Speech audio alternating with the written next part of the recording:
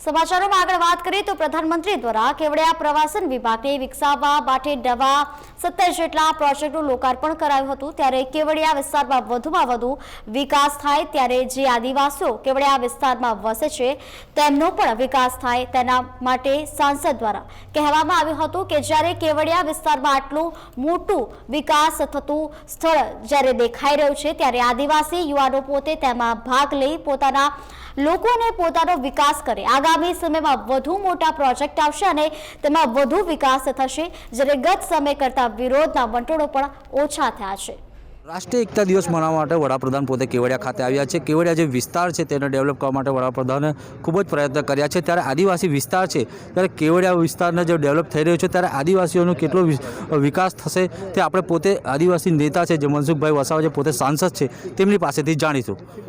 સાહેબ, આ જે કેવડિયાનો જો વિકાસ થઈ રહ્યો છે તે સાથે સાથે જે આદિવાસી વિસ્તાર છે કેવડિયા તેનો વિકાસ પણ કેવી રીતે થશે તે આપણા માધ્યમથી જાણીશું। આજે દેશના પ્રધાનમંત્રી નરેન્દ્રભાઈ મોદી સાહેબ કેવડિયા ખાતે આવ્યા। રાષ્ટ્રીય એકતા દિવસ ને રાષ્ટ્રીય એકતા દિવસ અહીંયા ઉજવવામાં આવ્યો।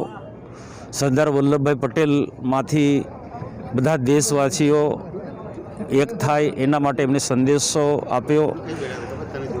આ સ્ટેચ્યુ ઓફ યુનિટીનો જે પ્રોજેક્ટ જે છે એ આ વિસ્તાર માટે ખૂબ ખરેખર એક આશીર્વાદરૂપ છે। આ પ્રોજેક્ટ થકી આસપાસના લોકોને કોઈકનો કોઈક પ્રકારે રોજગારી મળી રહી છે અને ગઈકાલે પણ ઘણા બધા પ્રોજેક્ટોને એમને લોકાર્પણ કર્યું।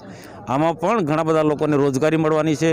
સરકાર તો સરકારી રીતના પ્રયત્નો કરે છે પણ મારા પણ બધા જ મિત્રોને એક સૂચન છે કે આ અલગ અલગ પ્રોજેક્ટોની અંદર આપણી પોતાની લાયકાત પ્રમાણે આપણે ક્યાં એડજસ્ટ થઈએ અને આગળ વધવા માટે કામ મેળવવા માટે આપણે સ્વયંભૂ પોતે પણ પ્રયત્ન દુનિયા પડી છે આપણે જોયા કરીશું તો એનો કોઈ ફાયદો નથી થવાનો।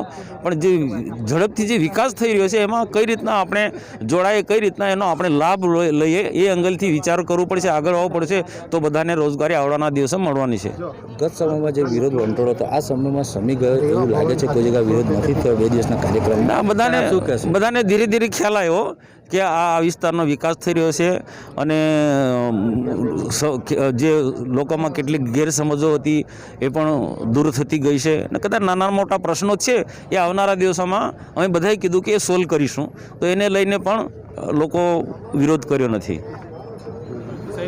આ હતા મનસુખભાઈ વસાવા જે પોતે આદિવાસી વિસ્તારના નેતા છે અને તેઓ પોતે જણાવી રહ્યા છે કે આદિવાસીઓના વિકાસમાં પોતે પણ સહભાગી બને અને પોતે આગળ આવે તેવા પ્રયત્નો કરે। Javed Pathan, India News, Narmada.